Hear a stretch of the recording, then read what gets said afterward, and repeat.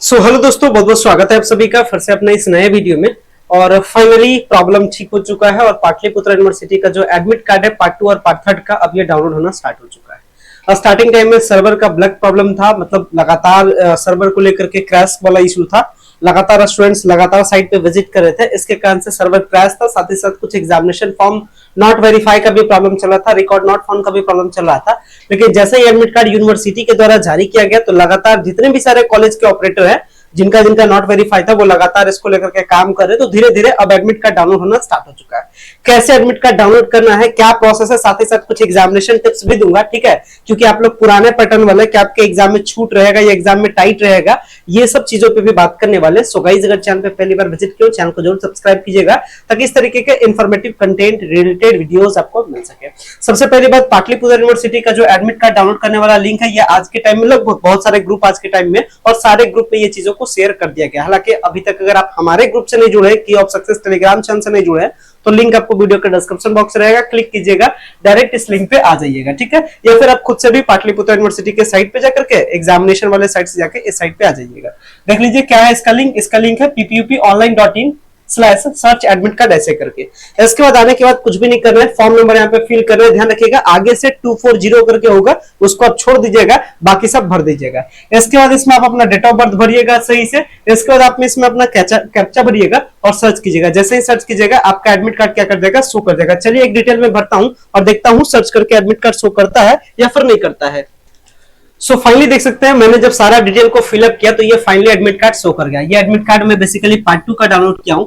Part 2 का आप download कीजिए या पार्ट 3 का डाउनलोड कीजिए, अब एडमिट कार्ड आपका अच्छे से शो कर रहा है। हाँ, ये चीज रहा है कि सेंटर भाई चेंज किया है। जो पहले जो सेंटर का पैटर्न था कुछ कुछ कॉलेज का, जहां से कॉलेज को लेकर के शिकायत हुआ या फिर जहां कॉलेज में थोड़ा सा ये कह सकते हैं पार्टी पॉलिटिक्स वाला सिचुएशन होता था, जहां पे थोड़ा सा ये अभी इसके बारे में अगर आप पुराने स्टूडेंट्स हैं तो आपको पता है, जैसे कुछ कॉलेज का किसी दूसरे कॉलेज में जाता था तो वहां पे पूरा टाइट एग्जाम लिया जाता था। तो ये सब सिचुएशन को देखते हुए जहां पे जिस कॉलेज के सेंटर को लेकर के शिकायत आया था उस कॉलेज के सेंटर को भी चेंज किया गया। जैसे एएन कॉलेज का सामान्य था, अभी हाल के टाइम में सेमेस्टर 2 का एग्जाम सेमेस्टर फर्स्ट का हुआ था पीजी का, इसके साथ यूजी वाला भी हुआ था, तो कॉलेज ऑफ कॉमर्स सेंटर जाता था। लेकिन लगातार वहां पे जो प्रॉब्लमेटिक सिचुएशन था वैसे सिचुएशन में सेंटर भी चेंज किया गया है। तो ये देख सकते हैं एएन कॉलेज का सेंटर कहां गया है, बीएस कॉलेज गया। तो फटाफट आप भी अपना एडमिट कार्ड डाउनलोड कीजिए और एक बार आप जरूर हमें बताइए कि किस कॉलेज का सेंटर कहां गया है, ताकि थोड़ा सा आइडिया हमें भी लग सके। क्योंकि सबका एडमिट कार्ड डाउनलोड करना पॉसिबल मेरे बात के लिए नहीं है। हाँ, कुछ के लिए डिटेल था, मैंने कुछ डाउनलोड किया। तो देख सकते हैं एडमिट कार्ड डाउनलोड होना स्टार्ट हो चुका है। फटाफट अपना एडमिट कार्ड डाउनलोड कीजिए, मिला लीजिए कि आपका सारा डिटेल एडमिट कार्ड का सही है या नहीं है। अगर कुछ भी डिटेल आपका मिसमैच रहता है तो फटाक से क्या करना है, एक बार आप पहले कॉलेज से कांटेक्ट कर लीजिएगा और दूसरे ट्रिप पे अगर कॉलेज से प्रॉब्लम ठीक नहीं होता है तो तुरंत फटाक से यूनिवर्सिटी के काउंटर पे जाकर के एक नंबर पे जाकर के लेटर दीजिएगा और प्रॉब्लम बताइएगा, वो आपका प्रॉब्लम क्या हो जाएगा, ठीक हो जाएगा। तो एडमिट कार्ड कैसे डाउनलोड करने का प्रोसीजर है, आई थिंक ये चीज आप क्या कर चुके होंगे, समझ चुके होंगे। आगे बात करते हैं। अब चलिए कुछ डिटेल पे बात करते हैं एग्जामिनेशंस को लेकर के, ठीक है। ये तो चीज जान रहे हैं कि एग्जामिनेशन के लिए आपका एडमिट कार्ड मस्ट है। अब कुछ बेसिक डिटेल समझ लीजिए, ठीक है, एग्जाम्स को लेकर के। सबसे पहली बात आप जान लीजिएगा कि ये जो आप जो स्टूडेंट्स हैं ये आप प्रीवियस पैटर्न के आप है, ठीक है। मतलब आप क्या है, आप पार्ट 1 पार्ट 2 पार्ट 3 वाले स्टूडेंट्स हैं, तो थोड़े से आपके अगर एग्जाम को टाइट लिया जाएगा तो कॉपी चेकिंग करने का प्रोसेस थोड़ा सा मतलब कि ये क्या कि उसमें रिलैक्सेशन मिलेगा।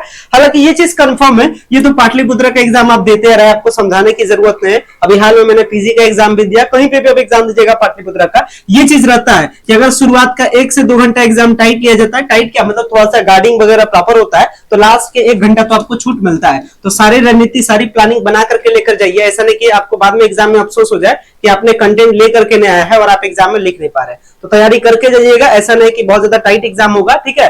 तो लास्ट का 1 घंटा आपके हाथ में रहेगा, 1 घंटे में जितना आप कर सकते हैं उतना कीजिए, ठीक है। लेकिन आप क्या कीजिए, कोशिश कीजिए कि आपका क्या होना चाहिए, ये जो सेशन है ये सेशन को आप क्लियर कीजिए, क्योंकि आपके पीछे क्या है, आपके पीछे पुराने पैटर्न वाले स्टूडेंट्स नहीं बच रहे हैं। तो अगर आप प्रमोट होइएगा या बैक लगेगा तो फिर बहुत ज्यादा क्या होगा, प्रॉब्लम होगा।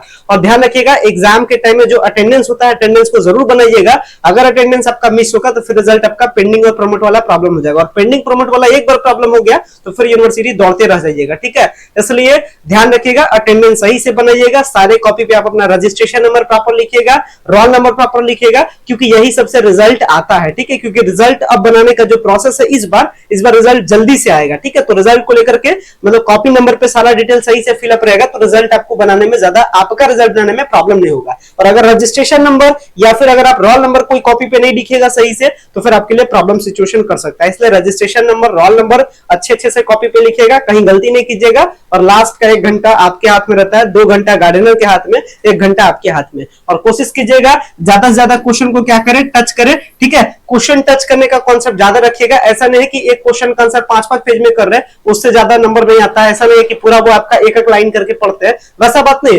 एक क्राइटेरिया फिक्स रख लिए, जैसे मान लेते हैं अभी आपके लिए लगभग आप जान रहे हैं कि आपको हर पेपर में 5 क्वेश्चन बनाना होता है, और टोटल जो नंबर ऑफ पेजेस होते हैं लगभग 30 के आसपास आपके एग्जाम में होते हैं टोटल पेजेस। तो अगर आप इसको क्वेश्चन के सीरीज पे बांटिएगा तो एवरेज आगे पीछे करके रखिए, चाहे जैसे रखिए, लगभग 2 से 3 पेज अगर एक क्वेश्चन का आंसर करे तो वो बहुत इनफ है, ठीक है। तो मोटा मोटी तौर पे चलिएगा तो लगभग 20 से 22 पेज अगर आप लिखते हैं तो ये इनफ है। टोटल अगर आप 20 से 22 पेज लिख रहे हैं आपके एग्जाम्स में तो ये बहुत ज्यादा इनफ है। इतना आपको अगर आप 20 से 22 पेज मेंटेन करते हैं तो आपको खूब आराम से आपका जो नंबर है वो आपका 70% के आसपास आराम से आएगा, 70 से 80% अच्छा से आएगा।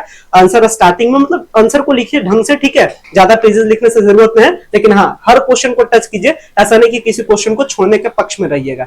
तो ठीक है, ये सब आपके लिए है, कंटेंट है। अच्छे से एग्जाम दीजिए and best of luck for आपके एग्जाम्स के लिए। अच्छे से एग्जाम लिख करके आइए विदाउट पैनिक फ्री। मैंने आपको बताया 1 घंटा आपका है, इसका भरपूर फायदा उठाइएगा, ठीक है। फिर जो भी आपको डाउट्स रहे कमेंट्स के माध्यम से बताइएगा, और जो जिस कॉलेज का सेंटर गया वो क्या कीजिएगा, हमसे शेयर भी जरूर कीजिएगा। मिलते हैं फिर अपने अगले वीडियोस में। So much, thank you.